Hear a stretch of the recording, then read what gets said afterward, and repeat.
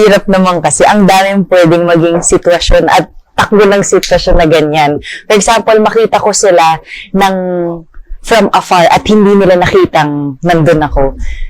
Siguro iintayin ko kapag nakita ko ulit yung partner ng kaibigan ko, kakausapin ko siya. Kasi dati, siguro yung dating pananaw ko, if it's none of my business, hahayaan ko lang. Pero, yung nagbago na yung tingin ko sa ganyang situation eh. Parang, for example, ganyan, hihintayin ko yung partner ng kaibigan ko na makita ko siya. Tatanungin ko, parang ibang nakita ko friend, parang hindi ata tama yung nakita ko, kakausapin ko na, parang hindi naman sa uunahan ko siya. Sasabihin ko na huwag niyang gawin yun kasi walang magandang idudulot.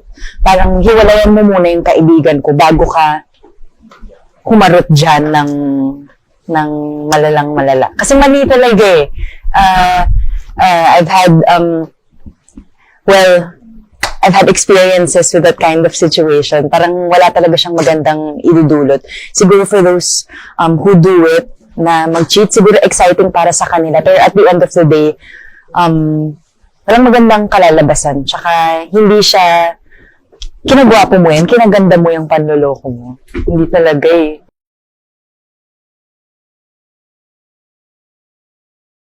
Malunod na silang pareho ng sabay. Bahala kayo dyan. Kung marunong kang lumangoy, edi good for you. Pero hindi kita sasalbahin. Ni isa sa inyo.